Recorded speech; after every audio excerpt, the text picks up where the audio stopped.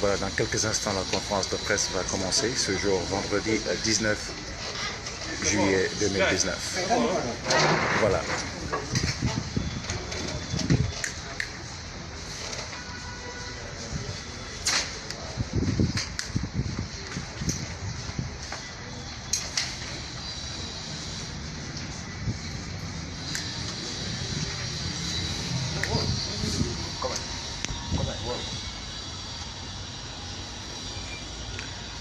Voilà, bientôt démarrage, conférence de presse, Frappe France dégage. Voilà, nous attendons le départ de la presse. Voilà.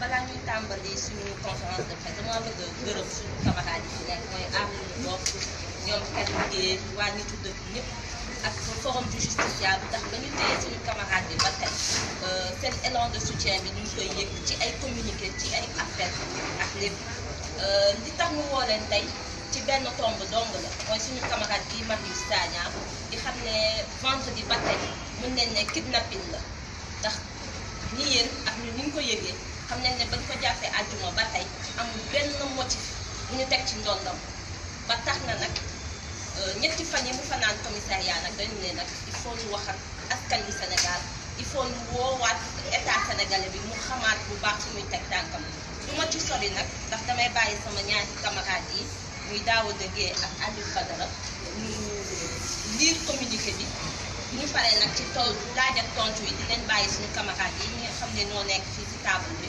ñu indi ay réponses ci seen question merci.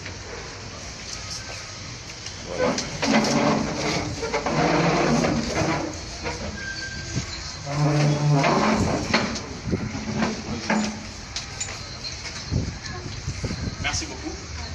Je m'appelle Aliou Badara. Je suis membre du Front pour une révolution anti-impérialiste, populaire et panafricaine. FRAPP. Ce qui nous réunit aujourd'hui ici, c'est pour le combat pour la libération de Guy Marius Sagna. Vous savez que Guy Marius Sagna, c'est ce patriote qui est sur tous les combats pour défendre les masses laborieuses. C'est pourquoi nous, FRAPP France Dégage, nous disons que tout individu a droit à la vie, à la liberté et à la sûreté de sa personne. Par ailleurs, il faut rappeler que toute personne a droit à ce que règne dans son propre pays un état de droit respectueux des droits fondamentaux. Et je pense que ce combat est toujours le combat de Guy Marius Sagna, que tout le Sénégal connaît actuellement et qui est un grand patriote que nous devons soutenir pour ce combat.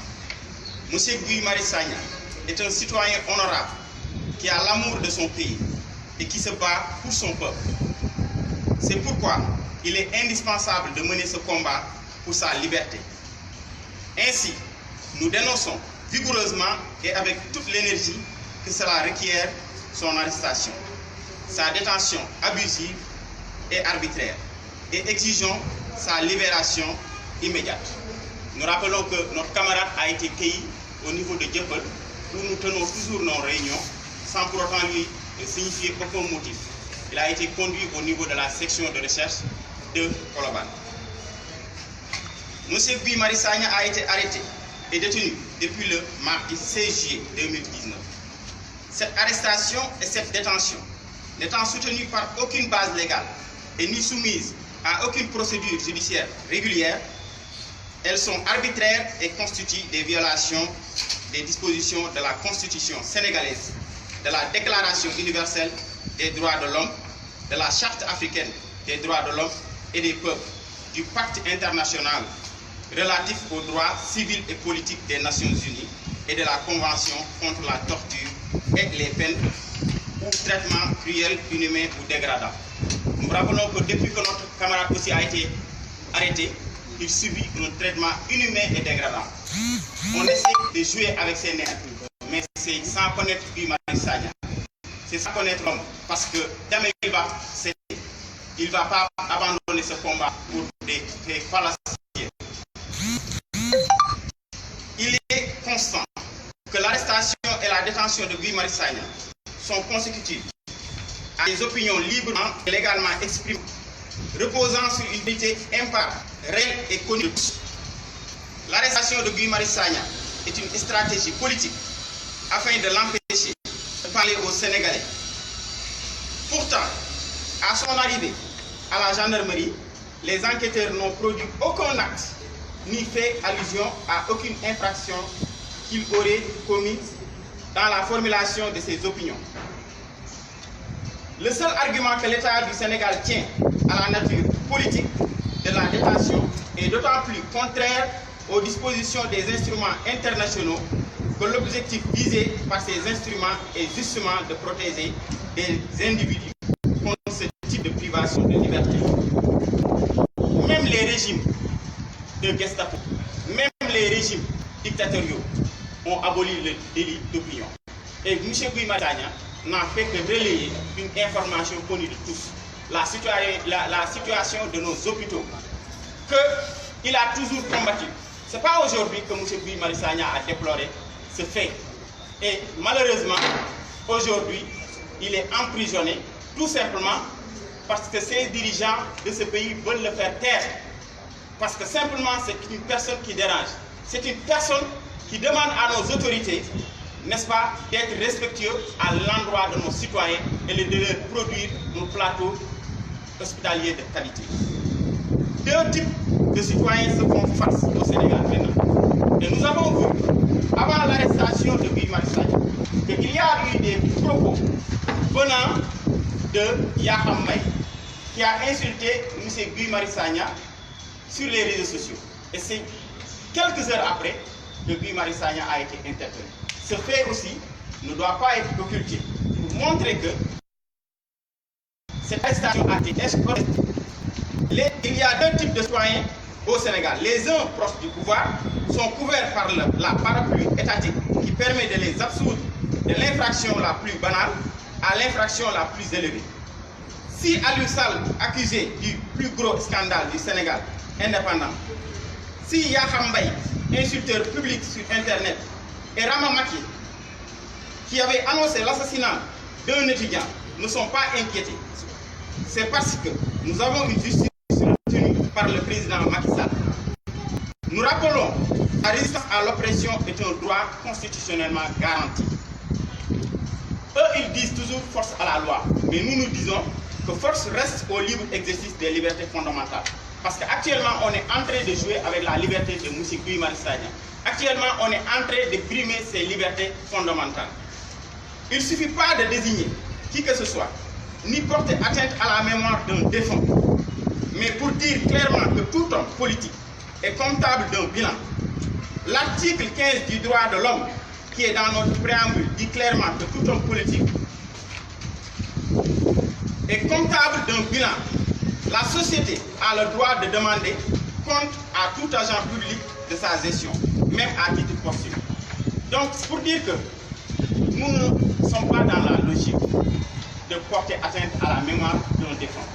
Mais Guy Marius Sagna a fait deux postes pour faire un constat réel sur la situation des hôpitaux qui sont dans notre pays. Pour faire aussi un constat que les autorités toujours vont se soigner en France. Or, depuis 59 ans, ils ont la possibilité de faire des plateaux relevés ici, là où ils peuvent se soigner, leur famille, mais aussi nous aussi, des citoyens sains.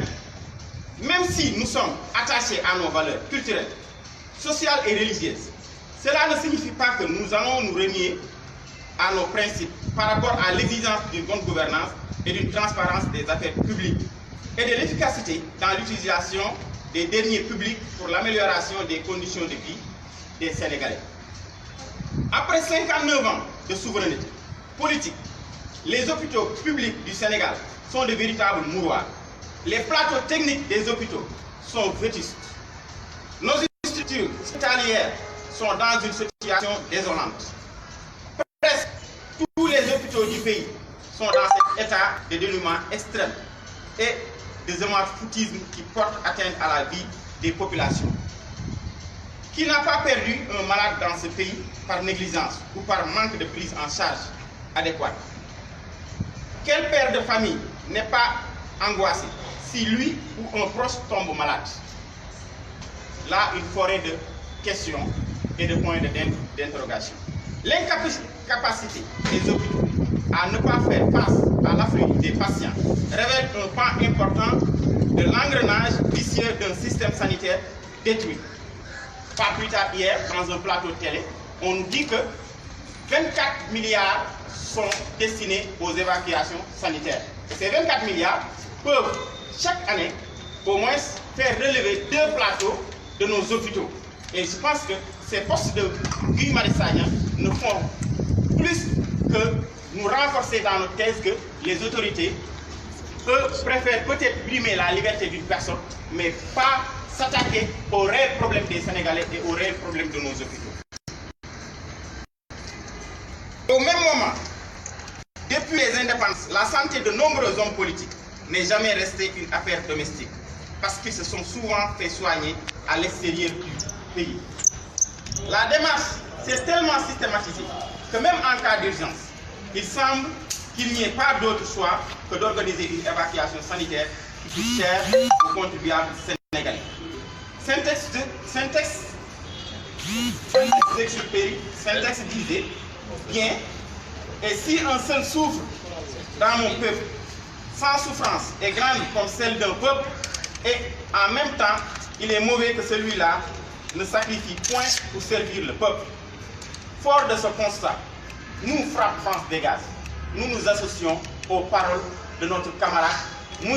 Guy Marius Sagna à ces 2 postes pour dire que nous assumons pleinement les propos de notre camarade Guy Marius Sagna, fait à Dakar le 19 juillet 2019, la coordination nationale. Je vous remercie.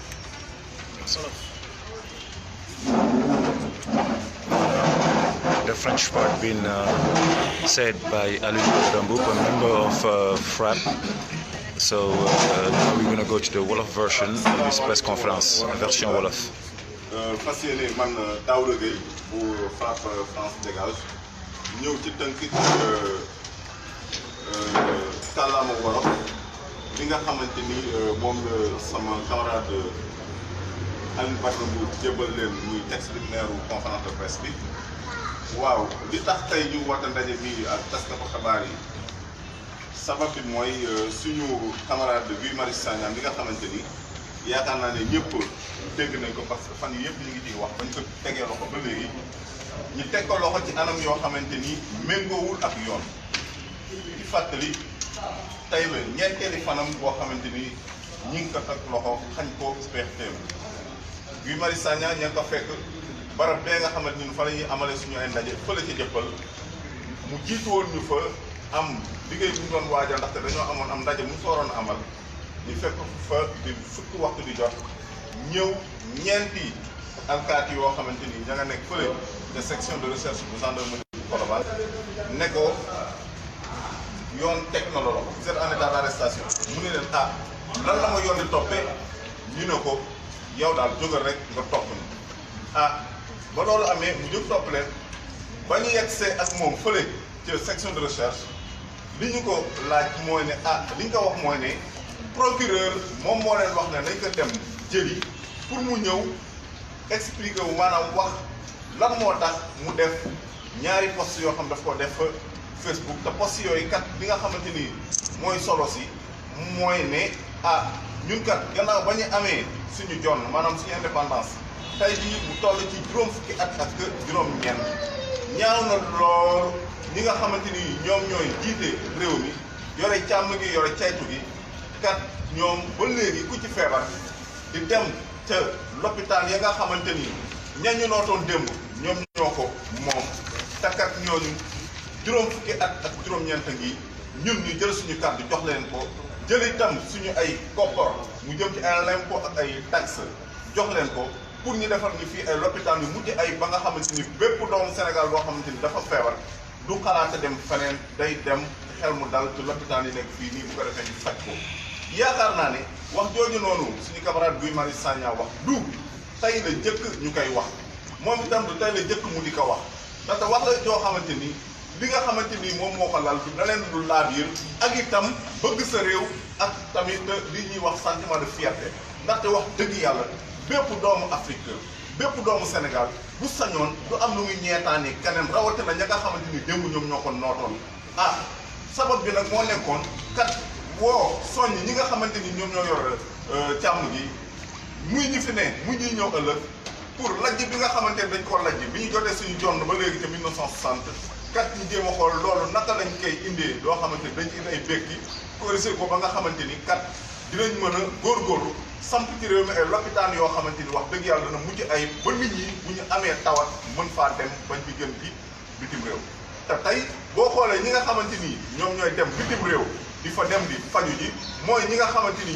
ñoom lañ jébbal suñu kàddu mooy ñi nga xamante ni ñoom lañ jox suñu alal ndaxte du seen alal parce que fii réew mi ku fi am sa alal ngay jënd ak jaay wala ngay yëngu ci lenn ba am sa alalu bopp boo woppee dem faju bitim réew loolu kenn am lu mu ciy wax ndaxte kat sa alal la waaye li nga xamante ni moom moo ci jiixi jaaxa mooy kat ñii nga xamante ni ñoom ñooy yore càmm gi maanaam état bi wala boog nekk ci caytu gi muy gouvernement bi xaalis bi nga xamante ni moom la ñuy demee di fajoo ji xaalis boobu noonu ñun suñu xaalis la booba ñun ñi nga xamante ni ay néew di doole lañ nga xamante ni su suñu mbagg la càmm gi di jafandu ci suñuy impôt ak suñuy taxe ñun bu ñu amee tawat ci lopitaan yi la ñuy dem te ñoom ñi nga xamante ni ñoom ñoo waroon defar lopitaan yi ci boppam ñoom wóoluwuñu lopitaan yi parce que xañ na fa ni ndaxte la fa waroon nekk defuñu ko fa ñuy dem bitim réew loolu la Guy Marius Sagna wax te loolu yaakaar naa ne doomu Sénégal bu nekk yàgg naa jooytu loolu wax na ko fu ne te dara fekk ko ci bi loolu amee mu ne leen yéen kat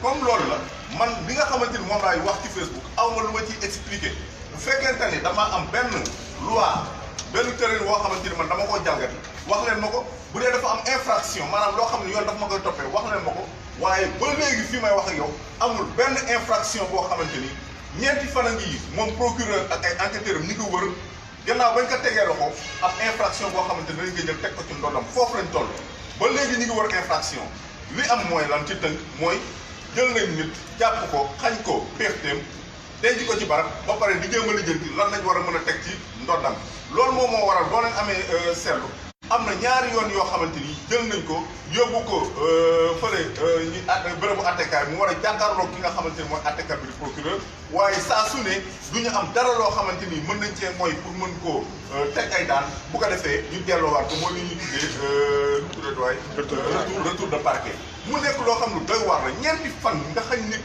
péexteem te kat amoo ko yow dara loo xamante ni mën nga koo teg ci ndoonam bëgg koo xorñooñal bëgg koo méttital ba nga xamante ni dana craqué ba wax loo xamante ni yow di nga ci mën a tibb loo xamante ni di nga ne lii kat mën naa ko teg ci ndoonam yaakaar naa ne yëf yi dafa weesu Guy Marius Sagna yaakaar naa ne lii nii buy am cim réew ñun ma réew yi nekk fii muy citoyen yi kenn nekkul ci sécurité pourquoi ndaxte ëllëg mën na nekk Daouda Gueye ëllëg mën na nekk keneen ndaxte liñ ko jàppee amul dara loo xamante ni loi la boo xam ne ko violé boo xoolee li tax mbir yi yàgg mooy procureur ci boppam PV yi nga xamante ni moom la ko ñii di càmmarkat yi maanaam enquêteurs yi di jox PV yi ay laaj rek a ciy nekk parce que li tax ay laaj rek di ci nekk moom mooy lu ñu laaj Guy Marius Sagna moom li mu leen di laaj mooy dafa am loo xamante moom lañ koy toppee quelle est l'infraction bi nga xam ne moom laa commettre ci laaj boobu noonu ñu laajaat ko beneen laaj ban infraction laa def ñu laajaat ko beneen laaj ban infraction laa def waaye duñ ko ci indi benn tontu loolu nag lu doy waar la ci biir réew moom moo tax lii du mbirum Guy Marius Sagna du mbirum France Dégage mbirum sénégalais yëpp la te ku toog yaakaar ne kat lii kat man daluma ëllëg mën na laa daal te bu boobaa yaakaar naa ne di nga wér ci xeex loolu moom moo tax tey ñu woote suñu avocat yi ci boppam dañ ne ñoom lii mosuñu koo gis mosuñoo gis lu mel nii tax kat jël nit teg ko loxo ñeenti fan nga téye ko di ko jàbbanteloo section de recherche ak tribunal démb ñu jël ko fanaanal ko commissariat central tey 8 heures ñu jëlaat ko yóbbuwaat ko ci kaabu tribunal ne dafa war a jàkkaaroo procureur te kat ba léegi ni amul dara loo xamante ni yëkkati nañ ko ne lii kat infraction la wala terrorisme maanaam loi boo xamante ni daf koy jalgati loolu lu doy waar la loolu moom moo taxoon ñu wootee lii nga xamante ne ndajale ak taskatu xibaar sabab bi nekk yanoog askan wi wax leen li nga xamante ni moom moo nekk ci mbir mi parce que boobu lu nekk ñu ngi koy dëgg waaye lii moom moo am ci dossier tey jii tey suñu avocat yi dañu waroon ñëw toog ak ñun waaye comme 8 heures lañ ko jël lu ñu jaaxal loolu tam musul am jël ko yóbbu ko fële ca kaaf tribunal avocat yi suñu juróomi avocat yi ñoom ñëpp ña nga ca ci wetam di déglu procureur pour que mu bàyyi doomu jàmbur ji mu ñibbi ndaxte Guy Marius Sagna yaakaar naa ne duñ ko nettali kenn xam nañ ci yan genre combat lay dem te benn infraction du ko def lu muy def ci légal da koy teg waaye amaana mbir muy daf leen a déranger li tax mu déranger leen du jëm ci wàllu droit waaye amaana ñoom ci seen ay intérêt moom moo tax ndaxte yaakaar naa ne tey jii tey taxaw ne kat ñi nga xamante ni ñoo yore càmm gi nañ defar ay lopitaan yoo xamante ni mucc ayib la ba nga xam bépp doomu Sénégal bu feebar dem bitim réew di fa fajoo yaakaar naa loolu ñëpp war a rafetlu la tey itam même bu ko rafetlu wuyu itam xalaat na bu mu wax am nga droit wax sa xalaat boo xamante yow itam sa Facebook wala ci rajo wala ci télé nga wax sa xalaat bu waroo xalaatam waaye amul lenn loo xamante du point de vue du droit war nañ ko mën a jël doomu jàmbur ji jël ko jàpp ko mu laajal nan ngeen may toppee ñu ne ko toppuñu donc ba léegi nii ñu jàpp ko denc ko ci bërëb sonal ko ba pare di jéem a lijjanti lan lañ war a teg ci ndoddam loolu lu doy waar la lu doy waar la moo tax ñuy wax ne askan bi muy droit de l'homme yi muy ñi nga xam ne ñoom ñoo nekk société civile yaakaar naa ne lii nii dafa nekk loo xam ne yëpp dañ ko war a jël muy seen yëf ndaxte bu fekkante ne rek li ñu intéressé moom mooy Sénégal kon na nekk état de droit ba nga xamante nit ñi dañ fi mën a dund ak xel mu dal ba du ñu xalaat ne kat suba mën nañ ñëw jël leen yóbbu leen ñu xam ne kat loolu xeex la boo xam ñëpp dañ ko war a jël ñi xamal procureur di xamal ministre de la justice patron di xamal tamit président de la République muy patron parce que fii xam nañ justice Sénégal nu mu demee que ni ñun waa FRAPP France dégage li ñu bëgg te sax du bëgg-bëgg loo xamante ni lu ñuy sàkku la lu ñuy exiger la mooy Guy Marius Sagna ñu teggi ko loxo may ko perte mu delluwaat ci mbokkam ndaxte yaakaar naa ne loo xam ne la lu jaadu la ndaxte li tax mu jaadu moom mooy lii nga xamante ni moom lañ ko teg loxo ñeenti fan léegi du tegoo fenn la loolu daal la ñu amoon loo xamante ni dina leen ko wax di gërëm tamit suñu àndandoo yi nga xamante ni ñoom lañ bokkal nekk ci lu ñu bokk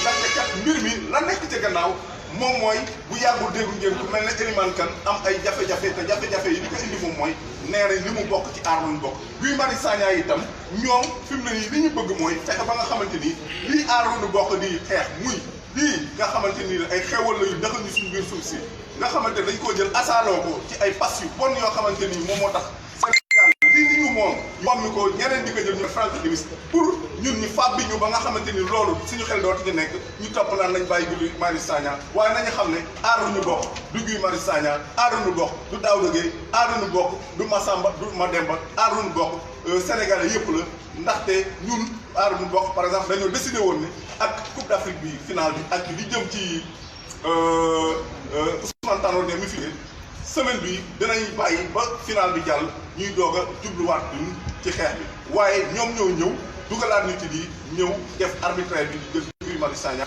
teg ko loxo te loolu ñu ngi koy xamal que ni tey jii tey Sénégal dëkku aali am mag la ak aali amul mag Guy Marius Sagna moom mooy aali amul mag bi mu nekkul aali amul mag moom moo tax tey Aliou Sall mii nga xamante ni tuuma yi teg ci ndodam kenn xamul lu mu toll ñi koy woo nan lañ koy woowee di ko woowee naan ko kaay nekk comme témoin ki nga xamante ni moom amul dara lu teg ci ndodam ñu jël ko denc ko ci bërëb ñeenti yoon yëf yi rek la amul leneen loo xamante ni mën nañ ko ko jàngatee maa ngi leen sant di leen gërëm seen bët. Voilà. Nous allons partir, nous allons voir avec les journalistes les questions qu'ils ont. Voilà. Voilà.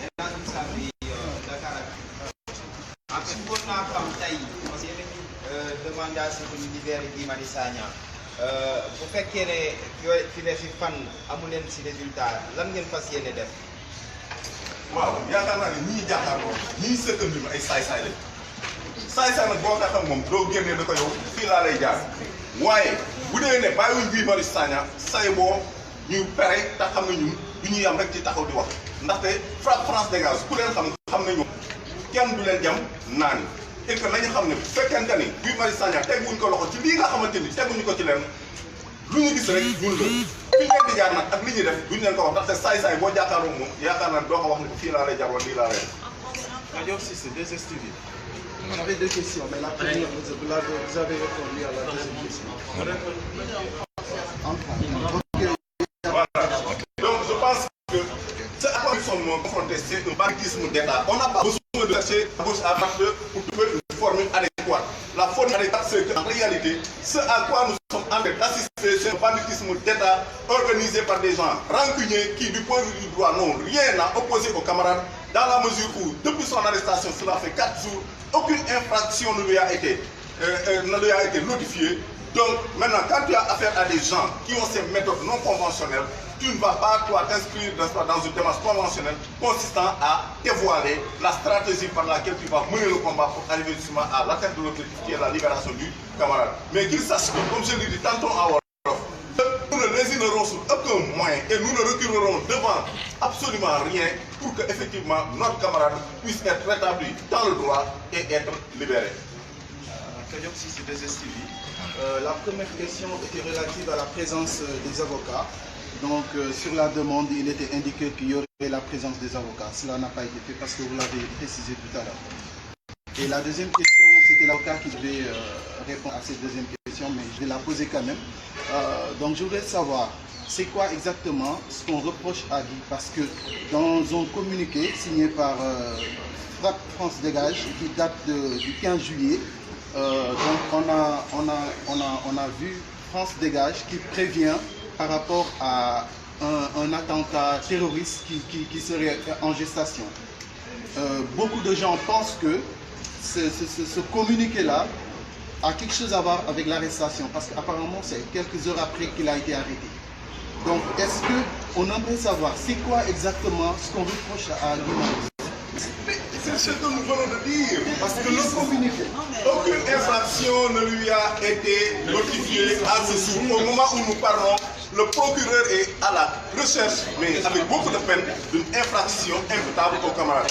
Autre chose, par rapport à cette conférence de presse, par rapport à ce communiqué, en réalité, Guy Marius Sagna n'en a pas signé le texte. En même temps, je pense que beaucoup de vos collègues étaient présents à la conférence de presse. Guy Marius Sagna n'était même pas sur le présidium. C'est un communiqué porté par le Frappe France Dégage et qu'assume le Frappe France Dégage. Donc, si réellement c'est pour ce texte-là que vous évoquez, les responsables, c'est Frappe France Dégage. Donc, Guy Marius Sagna n'est même pas la personne morale, parce que le coordonnateur de Frappe France Dégage qui est ici, c'est Mahmoud Ousmane Ouad. En même temps également, ce sont tous les camarades de Frappe France Dégage qui ont co-signé ce texte de communiqué et qui ont tenu cette conférence de presse. Encore une fois, ils peuvent toujours billboarder, chasser à gauche et à droite. Ils ne trouveront rien à opposer aux camarades du point de vue droit. Cette affaire-là, en réalité, n'est que de la rancune qu'on cherche, n'est-ce pas, donc à évacuer à travers justement cette forfaiture.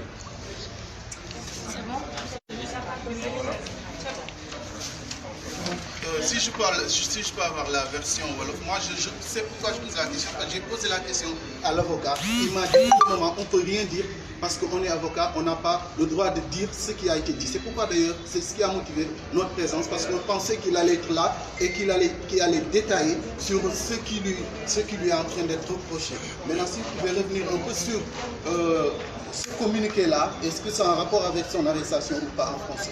Communiqué boobu ngay wax ni kuréelu Frappe France Dégage ñoom ñoo ko génnee jëm ci lan nekkat réew mi di réewum France dafa ne parce que yaakaar naa bu yàggul jéen ci boppam jàllale ngeen xibaar boobu noonu njiitu jëwriñu biir réewum France muy Castaner moo taxaw ne kat rëttal gi mi ngi biir Sénégal rëttal gi maanaam terrorisme mi ngi biir Sénégal et que Sénégal am na ay rëttalkat yu fi nekk maanaam ay terroristes loolu moom moo ko wax ñëpp dégg ko ak yeneen éléments yoo xam ne yaakaar naa ne am na benn député boo xamante ni ma nga bokk ca Benno Bokk Yaakaar muy Khoureychi Ba taxaw na fii ne kat bu fekkoon ne contrat bas bi nga xamante ni moom la Sénégal bëggoon a signé ak Total pour jox ko suñu pétrole bii nii bu fekkoonte ne loolu noonu Macky Sall da ko bañoon a xaatim kat France danañ jël ay rëttalkat dugal leen biir Sénégal jël leen ci Mali jël leen rek bu ko defee ñu dal ci kaw Sénégal dóor fi ay cong nit ñi rëtt loolu nag ñun yooyu yëpp lañu boole sukkandiku ci pour wax ne kat France li muy def moom mooy jéem ñoo napp parce que napp gi mooy lan mooy li ñu tuddee chantage napp gi mi ngi ko jëmee ci lan mi ngi ko sukkandiku ci ne kat ay rëttalkat a ngi biir Sénégal pour ëllëg bu fekkante lii pétrole bi nanguwuñ ko cee jox mu ibbi rëttalkat ya nekk ca Mali tam moom moo leen fa yóbbu ndaxte li ñuy wax ñun France dégage maanaam France na génn ci suñu mbir boo demee Mali ca mbedd ma moom la nit ñi taxaw di wax ndaxte rëttalkat ya fa nekk moom moo leen fa dugal te loolu lay jël def ko nappee Sénégal nappee ko nguur gi ne leen kat ah waaw pétrole bi kat boo leen ma ci joxul jox ci total man daa dugal fi ay rëttalkat looloo tax mu ne ay rëttalkat a ngi Sénégal ah ngeen bàyyi ci xel boo leen ma jox di pétrole bi ah rëttalkat yooyu danañ dal seen kaw loolu la ñu wax te loolu noonu du Guy Marius Sagna moom moo ko wax loolu noonu frappe France dégage ñoom ñoo ko wax te frappe France dégage ce n'est pas une personne maanaam bu nit ak jëmmam France dégage kuréel la te kuréel googu ñun ñëpp a ngi nii te ñëpp ñun ñoo ànd waxandoo loolu noonu bu fekkee ne dañuy jàpp kenn pour loolu du Guy Marius Sagna la ñuy jàpp waaye frappe France dégage la ñuy jàpp te buñ jàppee frappe France dégage nañ dem jàpp député Khoureychi Ba ma ko waxoon nañ dem jàpp tamit Michel Castaner ma wax loolu noonu pour wax leen ne lii mbir mi lii lépp ay tappale la yaa ngi dégg ay tappale la amul lenn loo xamante ni ci droit la tege amul loo xamante ni ci yoon la tege lii may wax ci laa delluwaat ñeenti fan a ngi ñu xañ doomu jàmbur ji pétéem denc ko ci bërëb ba pare ñu dem jéem a lijjanti lan la ñuy teg ci ndoodam loolu su am fenn lañ wax. Voilà. Fin de la conférence de presse, Milomène Faux Sénégal. Voilà, conférence de presse, frappe France dégage. Voilà.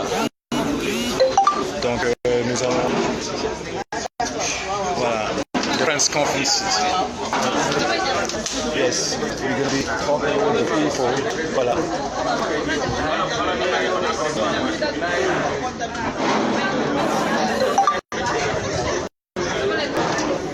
Nous exigeons la libération immédiate de Guy Marius Sagna.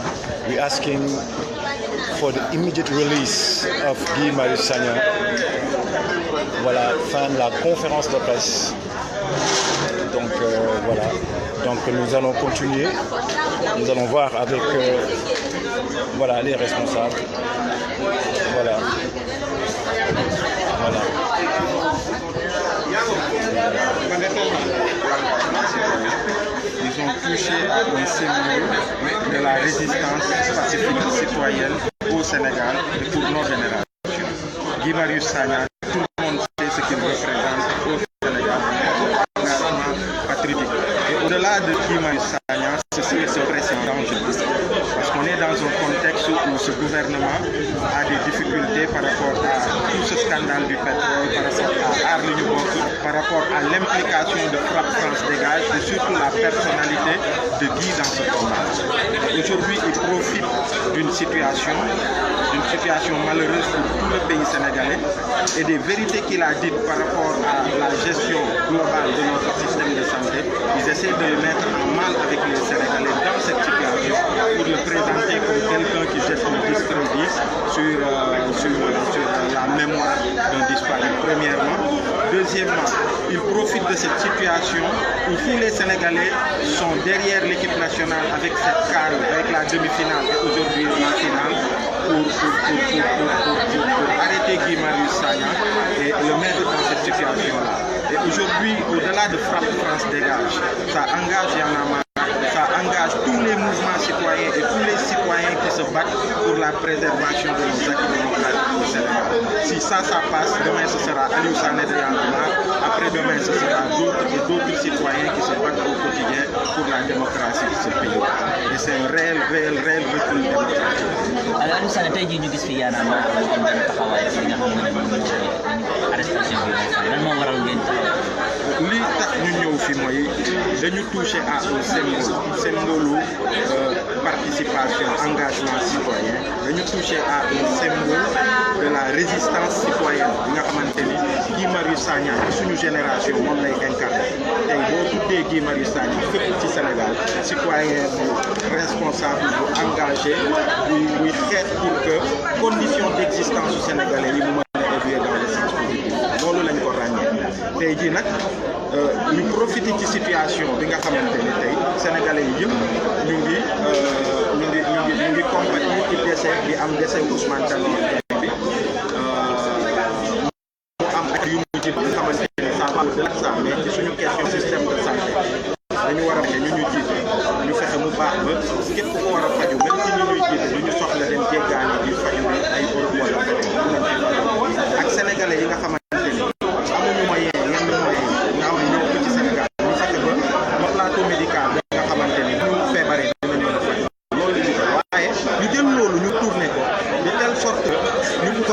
mal avec les Sénégalais comme dafa di ki nga xamante ni daal deuil bi frappé Sénégalais yoonam newu ci ou même pire ay jeter discrédit en tout cas day saper nu mu tuddati voilà mémoire ki nga xamante ni dafa disparaître ñu jëm di ko booleeg Sénégalais yi ci loolu ci li ñuy présenter deuxième chose duñu profiter aussi ci contexte tey Coupe d'Afrique bi nga xamante ni Sénégalais yi yëpp ñu ngi derrière les Lions pour les pousser à la victoire ñu ngi focus ci loolu pour que lii ñu def ko tey nii pour que ça passe inaperçu ñun nag dañu jàpp li mu combat wu Frapp Dégage combat mu Y'en a marre combat bépp mouvement bépp organisation wala bépp citoyen bi nga xamante ni bés bu yàlla sax mu ngi xeex pour que suñu démocratie moom la sax mu ngi xeex pour que sénégalais yi seen condition de vie mu gën a évoluer et lii bu dale suba Aliou Sané de Y'en a marre lay doon gannaaw suba Samake de 1 million lay doon gannaawaat suba mu doon yeneen citoyen moo tax duñu ko bàyyi mu jàll te dinañ ci xeex incha allah ba Guy Marius Sagna ñu bàyyi ko incha allah mu dellu ko nekk ak ay njaboot. Merci beaucoup. Merci. Voilà, intervention d'Aliou Sané. Donc ici, nous sommes avec le docteur. Voilà. Alors, M. Dieng, aujourd'hui, vous êtes ici cette conférence de presse. Qu'est-ce que c'est la plateforme Arlingo? Écoutez, c'est pour apporter notre soutien à Frapp France Dégage qui a organisé en réalité cette conférence de presse. Mais Frapp France Dégage est une des composantes de Arlingo. Et nous sommes venus pour apporter notre soutien suite à l'arrestation arbitraire et illégale de notre camarade Guy Marius Sagna. Nous sommes venus leur dire que nous avons le plus grand respect pour Guy Marius Sagna. C'est un combattant infatigable, un véritable patriote. Il s'est battu toujours pour les causes nationales. La plateforme Arlingo ne pouvait pas être indifférent à son sort. Il ne s'agit plus de Guy Marius Sagna seulement. Il s'agit d'un État qui se donne le droit aujourd'hui de poser des actes totalement antidémocratiques, anti-républicains et qui violent visiblement et manifestement les lois et que personne ne dit rien. Cela nous met dans une situation où nous devons tous des citoyens en sursis. Nous sommes tous en danger. Parce que ce qui arrive peut arriver à tout le monde. Après 4 jours de détention, le procureur de la République n'a toujours pas de faits et de motifs sérieux à lui notifier et à coller à Guy Marius Sagna pour pouvoir le maintenir. Ce qui s'est passé simplement, c'est que la veille de son arrestation, il avait reçu un SMS de quelqu'un qui est haut placé dans l'État et qui l'a insulté. Nous ne pouvons pas déconnecter cet acte-là de ce qui lui arrive après, parce que c'est comme une sorte de revanche. Quelqu'un se donne le droit de dire nous allons corriger cette personne. Et l'État ne fonctionne pas comme ça. Il faut éviter que notre gendarmerie, la police et les forces de sécurité de notre pays soient réduits à un rang de devoir jouer pour ceux qui sont aujourd'hui au pouvoir pour leurs intérêts personnels. Et voilà simplement ce que nous sommes venus dire. Si par contre on pose cet acte pour le dissuader, pour le décourager dans la lutte qu'il a engagée avec nous pour Arlingo, pour la transparence et la clarté dans le pétrole et le gaz, c'est peine perdue. Nous avions tout juste décidé de surseoir à ça pour cette semaine, mais que la semaine prochaine, nous allons revenir de plus belle pour continuer le combat pour la transparence sur la gestion des ressources.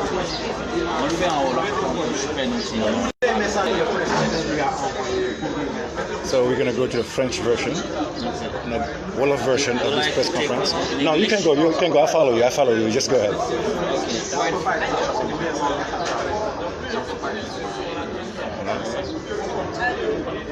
Voilà, donc ñoo ngi xaar l'intervention du docteur Cheikh Tidiane en wolof. Voilà.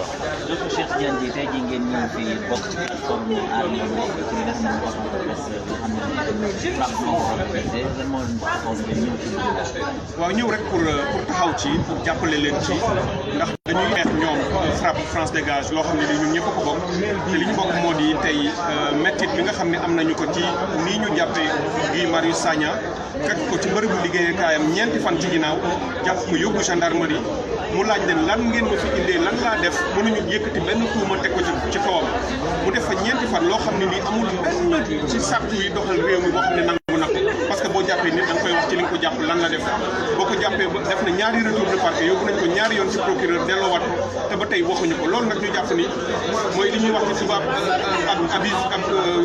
détention abusive maanaam jàpp nañ ko ci loo xam ne teguwul ci yoon jàpp nañ ko ci loo xam ne salfaañe nañu ay àqam ak yelleef ñu jàpp ni bu fekkee dañu ko def ngir xooxatal ko ndax xeex bi nga xam ne dugg na ci ak li ñu bokk di xeex pour pétrole bi ak gaz bi jaar yoon yaakaar naa ne ñu ngi sonal seen bopp parce que ji ku ko xam ne du looloo koy delloo ginnaaw waaye ñu nit bu ñu xam ci lii ñu taxaw li nga xam ni loolu ñu def ci tax ñu dellu ginnaaw def na sax yàlla def na ñun aar li ñu bokk semaine bi gis ngeen ni defuñu ci dara ndax altine la ñu defoon réunion ni semaine bi ñu nekk comme Ousmane Tanor Dieng yàlla def na génn na àddina ñu koy jaale ay mbokkam ñu ni danañu toog bu ñu fiy def benn yëngu-yëngu yàlla def na ñu ngi dem ci finalu Coupe d'Afrique ñu ne loolu it dañ koy boole semaine bi du ñu def benn yëngu-yëngu pour sénégalais yi nekk ci dal di dég bi ba pare ñiy def supporter équipe nationale def ko ñoom état bi kay ñoo def erreur ñëw ba indiwaat fi dina dem jàpp ji ci loo xam ne nii jaaduwul ba indi fi waat di jafe-jafe moo tax ñu bëgg profiter rek ci bi occasion réew mi dafa soxla daal fi ñu nekk nii dafa soxla xel yi dellu si nañu ànd ak seen sago ñu libéré gii mu dellu ci njabootam